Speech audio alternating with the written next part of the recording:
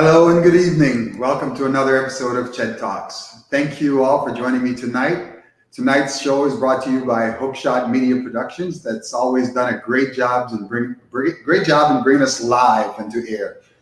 Tonight, first of all, let me tell you about Ched Talks. Ched Talks is a show that we target millennials, particularly millennial entrepreneurs, and the aim is to really empower, inspire, and help you on your journey to entrepreneurship and beyond. Oftentimes, I get a guest that will educate, entertain, and then sometimes move you with a story of resilience. Definitely, we're hoping that resilience will showcase and help you to overcome some of your barriers. Tonight, my guest is someone that's actually going to educate you. They're going to help you through some of the challenges. As we see it today, the world is a little different. And she's going to empower, enlighten, and educate us on how to network. So welcome to the stage, Carla Binger. Thank you so much. Thank you so much for joining me tonight. How are you? Well, I'm great. Thank you for having me, Chedwick. It's a pleasure to be here. And I look forward to contributing today. Okay, great. So, before we can get started, I want you to enlighten us, tell our guests a little bit about you. Tell us a little bit about your journey, what you do. Okay, so I have worked in corporate Canada for over 20 years, in all different industries, in all sizes of organizations, in regional, Canadian, nationwide, and global roles, and advancing in seniority. I've had the privilege of working with some of our best companies in Canada, so RBC, TELUS, IBM, Toronto Star. It goes on and on and on. So, and currently I'm at Mackenzie Investments. I'm consulting and helping them on their procurement journey. Wow, procurement. What exactly is that? In a nutshell, procurement is a very advanced form of shopping. So it is this to nuts shopping for a business. It is the contracting side, it's deciding the vendors, creating the relationships and the implementation and making sure the business gets the most value for what they are spending their money on. Right, okay. You also take change management or you do change management. So explain what that is, and for viewers that don't know, can you just enlighten us a little bit about that? Sure. So like this transformation journey, there's a lot of change management. And essentially what that is it's the journey of helping a business in a structured way, moving from where they currently are in their current state to a future state, and ensuring that the people really are engaged and they get the outcomes that they want. So there's Lean Six Sigma, which focus on the tools and the systems, and change management is focusing on the business and the culture and the people, because, you have to have both. And if the people are not on board, then definitely that can really impact a transformation journey negatively. So yes, during these times of pandemic, there is a lot of opportunity for change management. Wow, I can imagine with now the focus on inclusion, that kind of change management must have some real challenges to accomplish.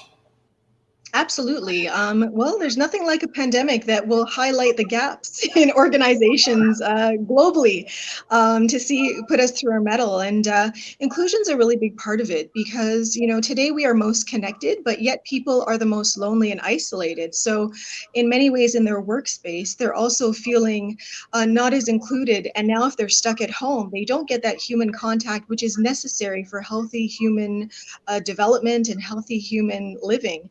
So they have to find alternative ways. So it's definitely a challenge for organizations to keep their employees engaged, encourage them to be healthy, to take their time and to focus on wellness during these very, very quickly evolving times, Chedwick.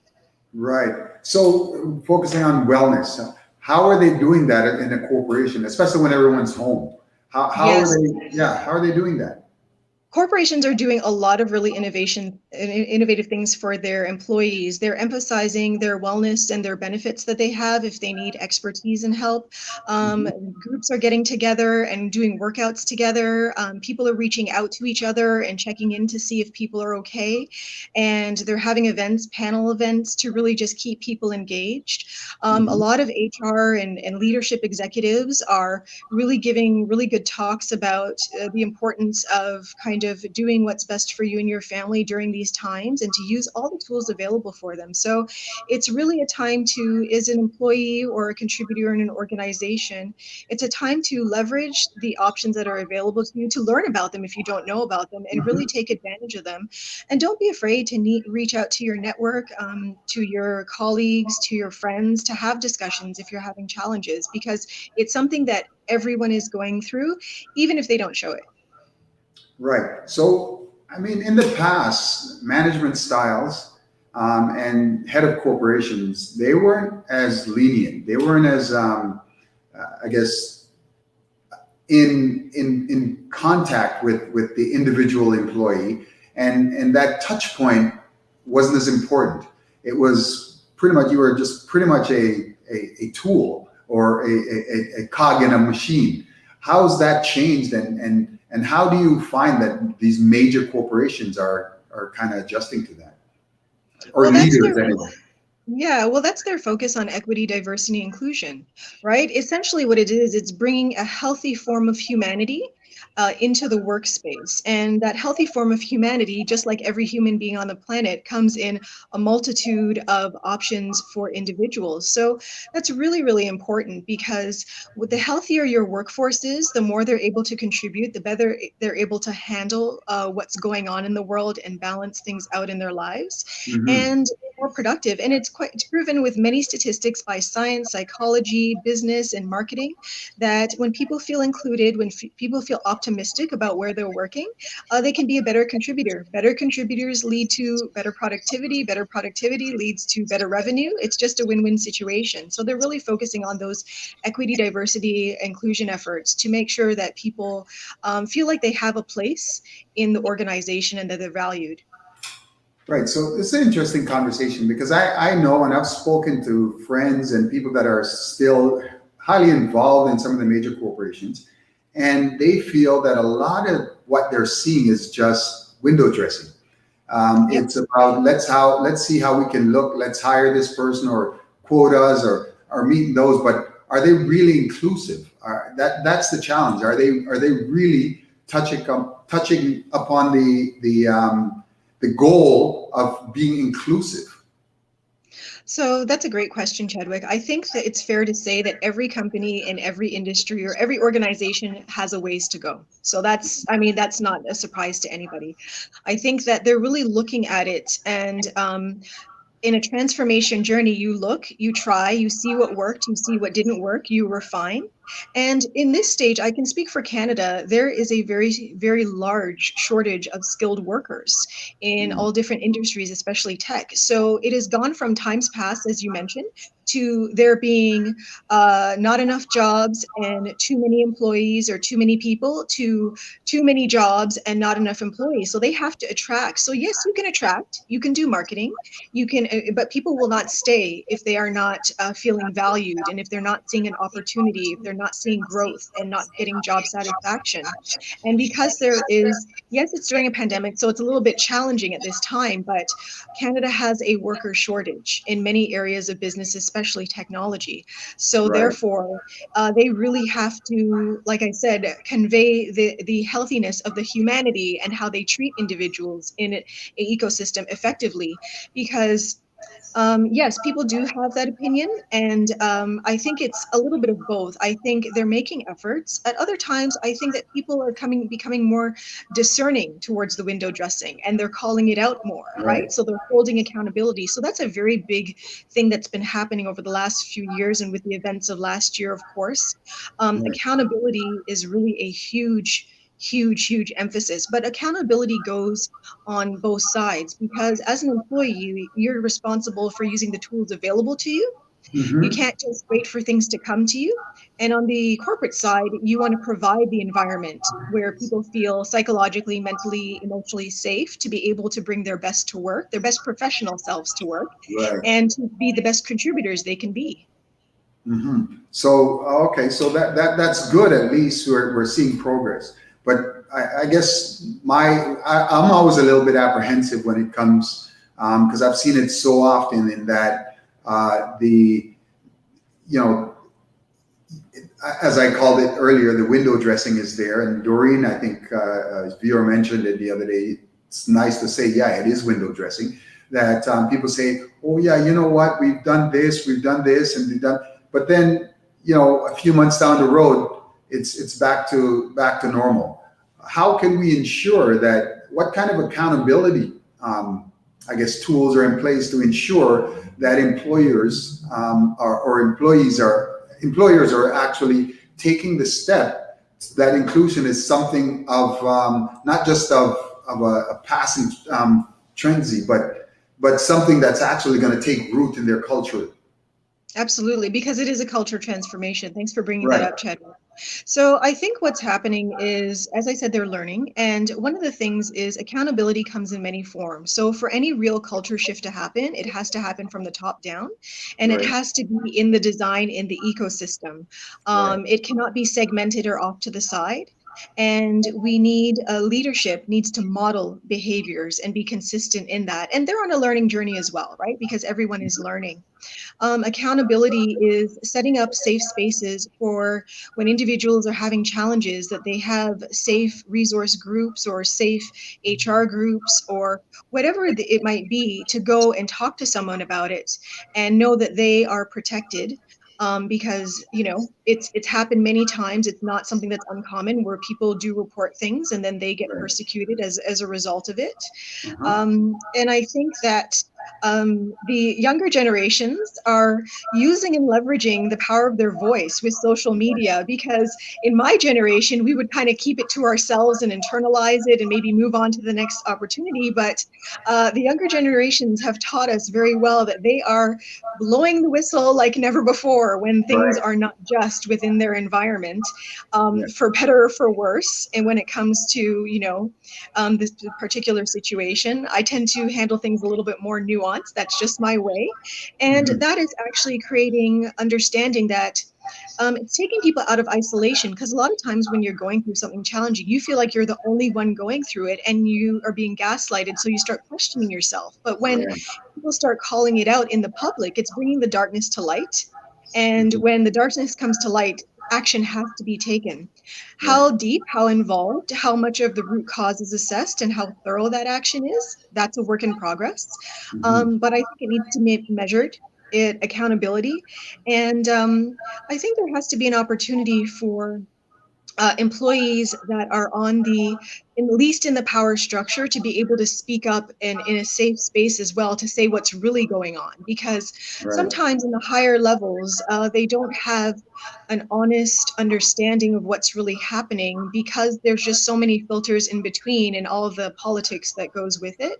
And so to create spaces where open real discussion happens, it'll take time, because yes, there is a large history of untrustworthy ecosystems Right. and behavior that we've experienced ourselves and what our Mhm. families teach us we have to be aware of. So it's something that there's a long history. So it'll take time, but it has to happen at a much faster pace. Absolutely. Right. That's the one thing I liked what you said is about the younger generation being more of a Yes. whistleblower. The only reason I was a bit apprehensive is because when you're leaving people to police themselves, power never gives up power. So if I know that and oftentimes not that they're bad people, it's just that people, if you're the leader and if you're in charge, you think you know it all. And you think you're the one that everyone's supposed to be coming to, and you're not going to want to show any weakness. So oftentimes that's where I'm kind of reserved, saying, "Oh, you know what? Okay, well, I don't think it's going to change, or perhaps if it's going to change, it's going to change, but not for long." And then the culture, whatever is weaved into the culture, is what we're going to see resurface at some point. So Yeah.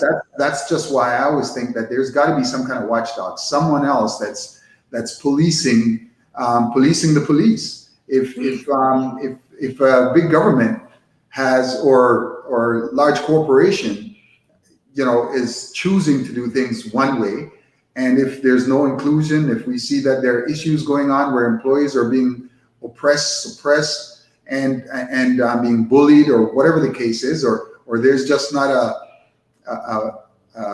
inclusion happening, then Yeah. someone else has got to take up the mantle and say, well, look, let's see what we can do about this, or some kind of investigation by the government to show. But if our government is not buying in, then you know our government is just saying that they're buying in, but we all know that they're not buying in. Anyway, I don't want to cover too much of that, so I'll let you move on a little bit. As you can see, I'm passionate about that too. Yes, you Um, are, Chadwick. so tell me a little bit about. You said you network, but then my question to you was, well, okay, I don't see you on social media, with the Yes. exception of LinkedIn. I know you're going to get to that in a minute. So how do you network in today's day and age without the use of social media? Well, it's been very effective. What can I say? I understand social media is a great tool. Right. I'm not saying that it's not very, very valuable. It is tremendously valuable in what it can do, and it's exceptionally powerful. It has a global reach, and Okay. it also is open to all demographics, not just our lovely millennial audience that we have. So for myself, I chose that social media has some negative effects to it. As we know, there's many reports on that. And I decided to use the tool LinkedIn because really the main type of networking I do is business related and corporate Right. related. And LinkedIn's one of the main professional tools out there Absolutely. that has been very effective for me. So it's not to say that social media is not bad. It's awesome when it comes to your professional brand, your personal brand, what you're trying to do, gathering information, creating an audience, engaging with that audience. It has a Mhm. lot of really positive benefits, which is why actually, as I was mentioning to you, I created an Instagram handle for so people could reach out to me because they may not have a LinkedIn network and they may have Right. questions and they may be curious. So I'll just ask the lovely younger generation to be patient with me as I'm learning stuff, and maybe I'll be asking them some tips and tricks as well as not just giving nuggets of wisdom, but asking them as well. It'll be a mutual learning Mutual experience for both of learning. us. Yeah. So you actually train and coach people at very high level how to Yes. network effectively, and Yes. LinkedIn is the main tool that you use, Yes. correct? Yeah, Uh, so, absolutely. so how do you do that, and what kind of people are you finding that you're getting now? Okay, well, I have to say that how I started doing it is, as you know, necessity is one of the best invention. For inventions, I forget the phrase. I apologize, but I Necessity is great. realized, yeah, thank you. I know These are someone out all there knows. invented. These are all invented. Yeah. And, and what I realized is that before even I got onto LinkedIn, I was creating really strong relationships in the different companies I was working with. I was blessed, just deeply blessed to whether it be working down on Bay Street, running into former colleagues and them saying how much they've missed me and for whatever reason. And I did not realize that I made that much of an impact. I really just go into an environment and want to be positive and optimistic and have good manners and really appreciate people for what they're doing. But it clearly left an impact. Then I realized, you want to keep in touch with people and you want to have coffee with people and you want to nurture relationships further.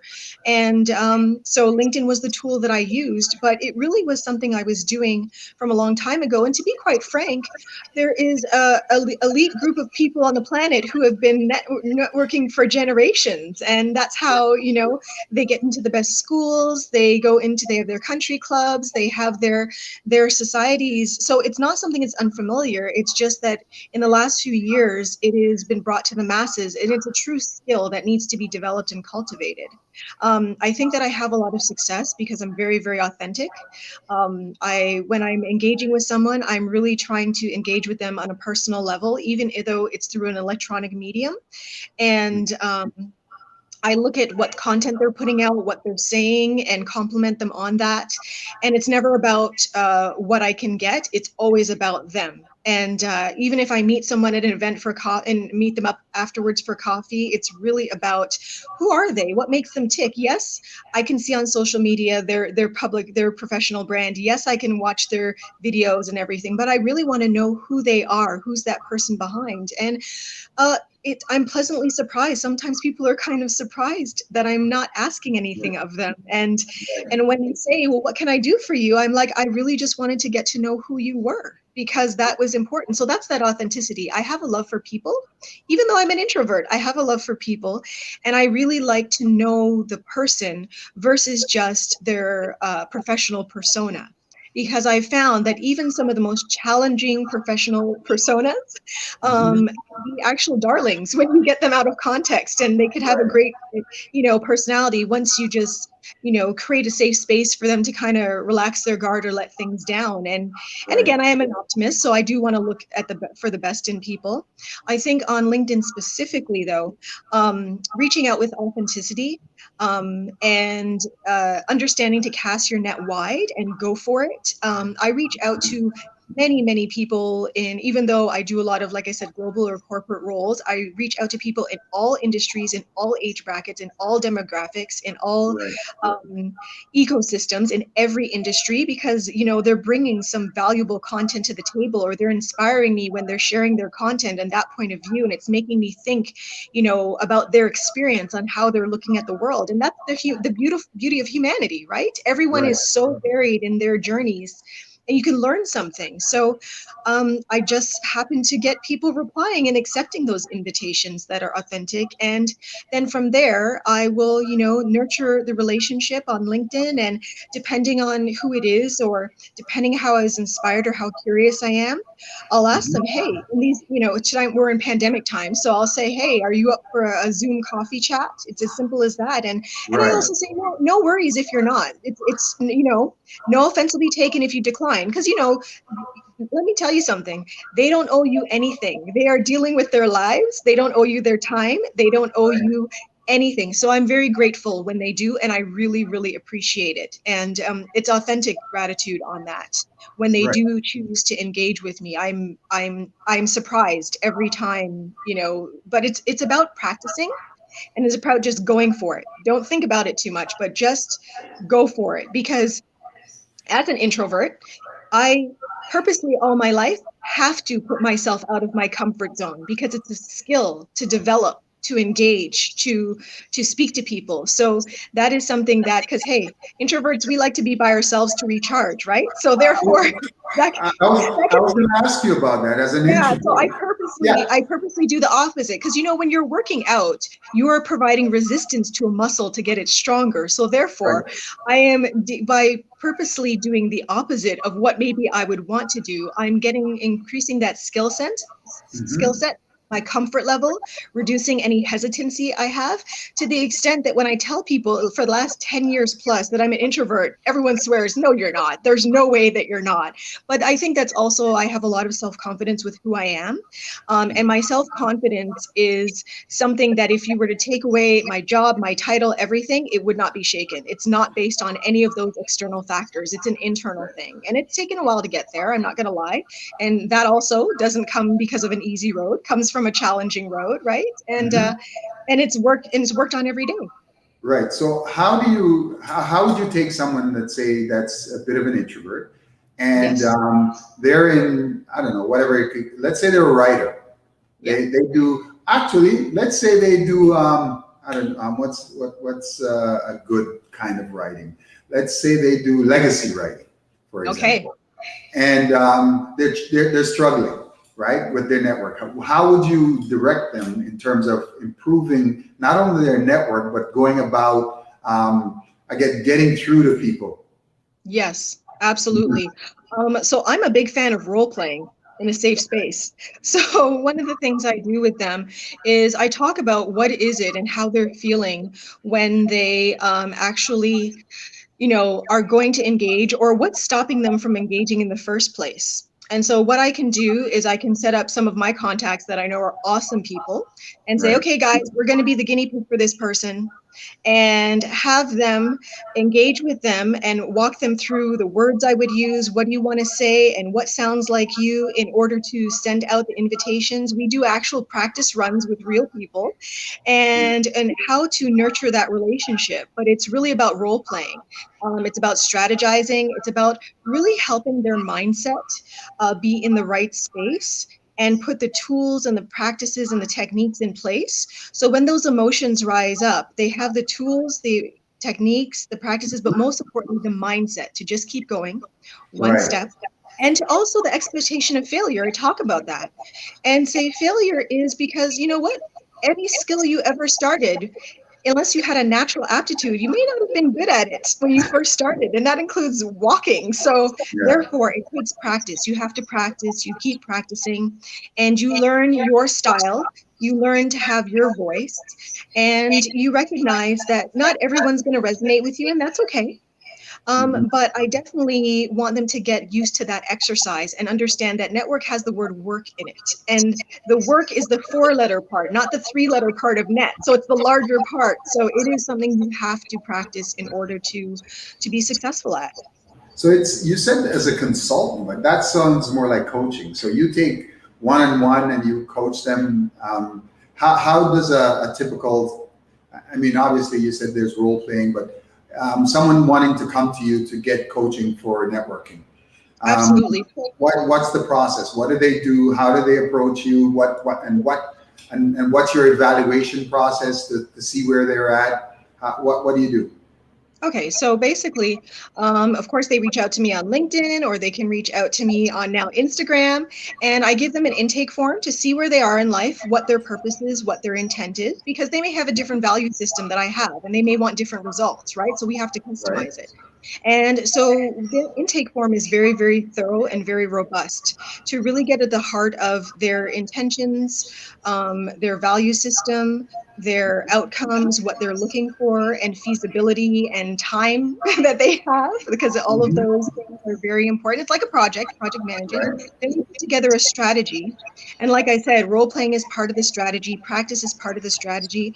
But part of it is really, I want to teach people to fish so they can go out and run with everything themselves. And it's really, I definitely use a lot of emotional intelligence because I'm very empathetic naturally. Right. So the most important thing is making sure that person feels heard, really, really heard. And that's a really generous and big compliment when I get, Carla, you have touched on things or helped me feel heard, and no one's really got it before. So sometimes that takes time because obviously we're building up a relationship as I'm working with them, right? Right. And so that's really what I do. But it's Right. I also consult with groups of people. So it's not just individuals. I do groups of people as well, doing strategies, techniques, teaching them how, giving them and give people a lot of homework. I do give a lot of homework, and my sessions are long and everything. But Hey, because they you don't want to scare my audience off, okay? Let's not scare my audience off with listen, homework well, talk. it's work, right? But I want them to try the stuff we talked about, and I am not them. I'm not inside their head. I'm not inside their heart, and I can't do it for them. So therefore, people get great results, and then they start teaching me stuff like, "Oh, I had this, and it's like great. So what's the next step?" So that's when we put the strategy in place as to how to nurture relationships, especially if people have a hesitancy to with certain types of people or certain demographics of people or certain Right. areas. Some younger people have expressed intimidation for engaging with people who are at senior levels or who are older, and then I point out to them I'm older and at a senior level, so and you're speaking to me just fine. So therefore it's almost just it's changing their mindset and just breaking past their barriers in their mind to create a Right. more opportunity looking for openness and learning mindset. Okay, so are you coaching or consulting with leadership type, like head of industries or those kind of people? What's it like when they're that established and are still struggling with networking or you know? Well, one of the things is that, quite frankly, a lot of people in all areas, even the senior areas, are very interested in learning more about networking because they realize it's a skill and it's a great Right. tool that they need to Mhm. have. And because many of those people, like me, have been in their work space for a very long time, it wasn't a natural part of the ecosystem earlier on. So, it's they say that about work and about life, it's always about learning. So Right. this is an area that they want to develop this skill because it is very, very valuable. And they see results. They see online or they see on the news when people are phenomenal at creating relationships and leveraging relationships and creating an audience and getting content out and what it does for their professional brand. It's absolutely tremendous what it can do. Yes, And I can see how that could be. I remember, how I used to coach or do some training in how to network effectively. But that's in a different world. That was when, everyone was coming together in a group, yeah, and you'd go to events and you talk to people and tell them the appropriate way to shake hands and present your card and how you look them in the eye, and that kind of thing. That's the yeah, personal face-to-face networking. But obviously, the world has changed, and all this, and not just with the pandemic, but prior to that, when I started going to events, no one wanted to use the cards anymore. People were just saying, "Okay, what's your handle?" And there's some tricks on LinkedIn that you can just use your cell phone, and bam, and you're connected right away. So that was what I was seeing. And it was interesting when I talked to you and you said, well, I don't use so much of the technology. I'm more just a LinkedIn type person. And, yeah. and I was kind of concerned. I said, well, how is that going to work with the new world that we're moving towards? But then I got to reflect, and I actually did a video on that a little while ago. I haven't released it yet, but I was more talking about how in the new world, people are going to want to connect on a personal level, just like you mentioned. So what's old has become new again. People want, and they value that human contact and the ability to be really authentic and genuine. Because if you're not, then people are going to spot that. And I also talked a little bit about how in this new world, people are talking about it's a cancel culture, but it really isn't. It's more of a bullshit meter. You know what I mean? You're able to tell people who are just not authentic, or people who are dishonest, or who are all kinds of things, and they're being held to the stove now. So that's when they're forced to either leave their position, or come straight and say, this is who I am. So it's interesting how, what's old has become what's new again. And I applaud you for actually sticking to it, and coaching and bringing people along and making them understand the value of that human connection. Thank Okay. you. Thank you. I appreciate it. Now I have a question for you. You worked with large companies like the IBMs and that forth. What is it like as a woman of color working in some of those companies, and now going back where you're consulting with them? Absolutely. Well, um, I have to say that throughout my career, I've been lucky to be able to accomplish quite a bit, very quietly, not with a lot of public knowledge or awareness. And I know that some of the lessons that I've learned had to do with the fact that I was just a young employee. And I Right. just didn't have the knowledge on how to handle certain situations. But as I've gotten older, I've gotten more aware and more discerning on how to recognize things that are truly toxic versus, is it just my lack of awareness, or is it something on me? I'm not looking at it with the right lens. And I have to say that as a Black woman, I definitely have experienced my fair share of microaggressions. That is normal. Mhm. I've had outright been racially attacked outright, both verbally and physically. That's almost par for the course. But I think the most important thing when things like that happen, that I value the most when I look back, is to focus on healing, because a lot of people go from place to place and they never give the true effort, and they may not have access to the tools and the resources available to truly, truly heal from those things. And racial attacks and microaggressions are traumas. And there are statistics that show that they do affect someone's health, their physical health, their mental health, their spiritual health. So, I mean, that's why on social media and in media, there's something called, Black Boy Joy, because it's so beautiful to see young Black boys who are so free and so open. And so the world hasn't gotten them to yet. And the fears of the world, because their parents want to they have to teach them to be how to be safe, hasn't dampened their spirit and their soul yet, right? So I decided that, well, my purpose is also to be healthy, because without your health, you don't have anything. But health is more than just your physical health. It's mental, emotional, spiritual, it's full circle. So I've had the privilege and the access to the resources, and quite frankly, Chad, with the tenacity and maybe the courage, even if I was afraid, I still kept going forward Right. to really address where I may have been damaged or broken. And that's a continual exercise because I continue to experience things, right? So Right. therefore, you have to have that counterbalance. And that means a good support system. That means people you can talk with.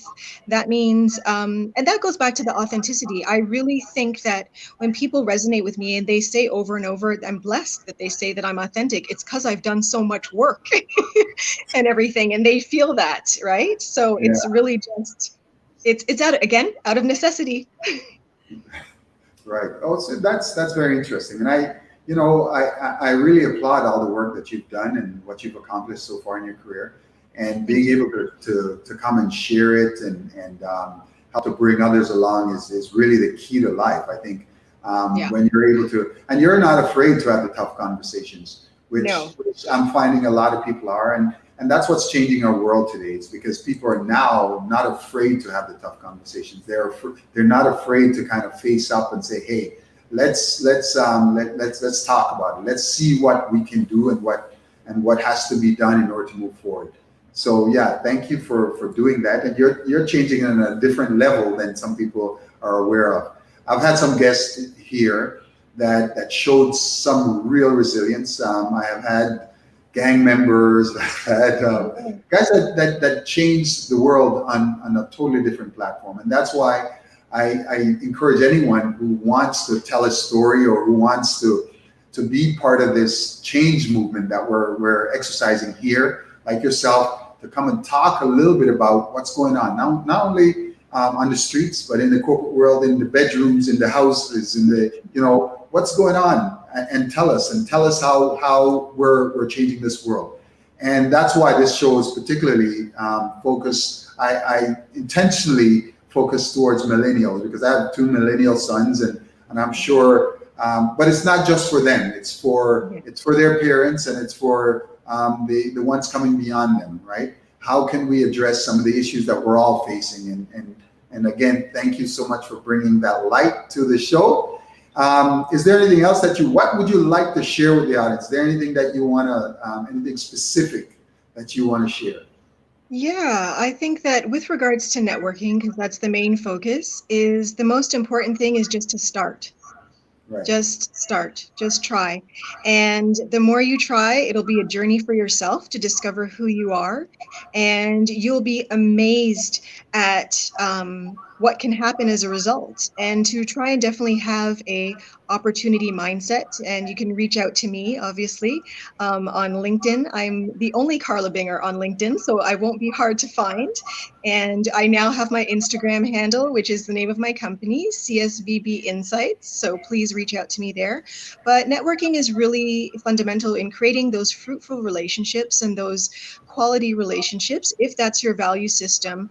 And that helps during those challenging times. That helps to foster, to bring people together rather than to separate us. So So how thank you, about Carla. no problem? So what about the younger people, the Younger younger ones people, coming yeah. in here?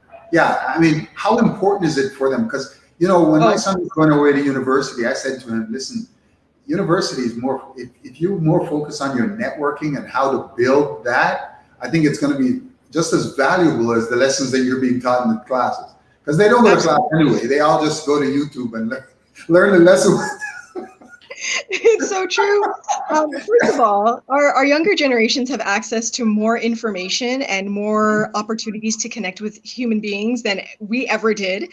So I would say, Correct. actually, the skill they should start practicing from high school. I think that in high school, as they are developing relationships, they should also practice and role play and reach out to people in the industries that they have an interest in, to find out more about it with their parents' permission. If they are minors, please, we have to make sure that they know what they're doing. Mhm. Creating safe space is very important. And because it's a skill, if they start from high school, they will build up that skill and create relationships with their schoolmates in post secondary, with their professors, and create those imprints on people so that later on, as they get into the professional world, you never know when someone remembers you from an engagement or an interaction or a conversation. For myself, I've reached out to people that I haven't connected with in 3, 4 years, and I'll say, "Hey, I don't know if you remember me, but this is where we met, and this is what happened." They're like, "Of course I remember you. How are you?" And then all of a sudden we're on a Zoom call catching up. So, but that's the ability when you can engage with people live and or virtually, and you can create good relationships. So Right. if they start from high school versus when I started, they will be flying by the time they get into a professional environment. They will know how to navigate different personalities. It'll impact tremendously their emotional intelligence, which is very, very key. They will be an asset, not just skill wise, but culture wise to their organization. And that's what companies are looking for. They want to know if that person's going to enhance and add to the culture Sure. as Yeah. well. And they want people who, who really bring authentically who their best professional selves are and have a story and have a journey, because that's what drives innovation and longevity in organizations. Right. But some of them don't even know okay, what's the purpose of networking? A lot of times Yes. they're saying, okay, networking what? I connected with this guy. We're Now we're what? friends on Facebook or friends on LinkedIn. So what? So what would you say to that? What do you tell them what's the intricate meaning of or purpose for networking? So networking is building a relationship that eventually will have a mutual benefit. Okay. And that benefit can be wide. The value can be wide. It could be a sounding board. It could be someone creating great content. It could be someone you take from the electronic in a LinkedIn and go Zoom to bring that more human contact to. It could be someone not in pandemic times, or if you do meet up for a socially distanced, safe coffee, where maybe even you bring your own coffee. I'm planning that for people who I would usually meet up for a meal with. Right. And so it's really navigating the way to have that connection that is authentic. At least I find authenticity works. Mhm. And there is some benefit on both sides for it, right? So therefore, but it's up to that person to have a wide definition of what benefit and value looks like. Because the more open you are into seeing the opportunities, the more you'll step outside of your comfort zone to actually reach out to people. So it's How really about a young? mindset. Sorry. So how young do you think they should start? People should teach their kids to network. I think a lot of parents don't even know how to network themselves very well. So Right. I think they can learn from their kids, but because their kids have learned to network through social media. I mean, they have started from. So I mean, they're already creating contacts and relationships in the virtual world, which has a lot of power to it. I think one of the things parents can teach is discernment on safe engagement with people, because that's always necessary for children and younger people who are still developing. Their brains and their minds are still developing. So, Mhm. and they haven't sharpened their discernment yet, right? So there Right. just are biological factors that, the parents have to definitely be involved with that. They can network among their peers. They can increase their Right. peer group in their local geographies, in their interests that they have. And they can then ask. I know many kids who play video games, and the video game groups that they are in have Right. translated to finding out, like, that they're maybe in a local area, and then they meet up in person and stuff. I've seen kids playing video games from across the world and across the country, and they go visit their friend because they've developed those networks. So it can happen in so many different ways. Yeah. But that's about creating the relationship and nurturing the relationship. Sure. It's definitely a global community now, so people Oh, are yes. have to learn to reach across it. So that's all the time that we have tonight. So thank you so much for being with me tonight. And here's your social handle up again, so Thank people you. can get a hold of you. Certainly, what do you want them to do when they come to you? So they come to your company. You consult, you coach, you bring them along, either adults Yes. or their kids, to the younger generation, not kids, right? Because the kids Yeah, are up to younger the grandkids. generation. Right. Yes. Okay. So that are looking to get into workforce, or that are in the workforce and looking to expand your network. I mean, I remember you telling me that you're coaching a couple of lawyers. how to Yeah. network properly. But yeah. Absolutely. Yeah. Mhm. And professionals, I've coached executives. So all they have to do is reach out and say hi. Hi, I'm Oh, interested in learning about. They have to take that first step of saying hi and right. introducing themselves. I am the safe space that they can reach out to if they are taking that first safe space and say, hey, I'd like to learn more. And it's as simple as that. And I take it from there. Okay, so thank you so much again for joining me, and we'll see you again next time. Thank Now, so tonight's show, again, very informative. She was brilliant in terms of bringing to us and to our attention some of what's going on in the corporate culture. Obviously, there are changes happening all over the world, and we're going to see it highlighted here in Canada, and especially in some of the larger corporations that we tend to get involved with. But not only that, but as small business owners, entrepreneurs, we have to be mindful of our own role that we play. And as an employee as well, you have to be mindful of the role that you play in diversity. Let's make sure that we are upfront, that we don't just sit around and watch things happen thinking, oh, it's not me. Let's make sure that everyone gets involved and make this world a better place. So thank you for joining me tonight, and see you next time on ChedTalks.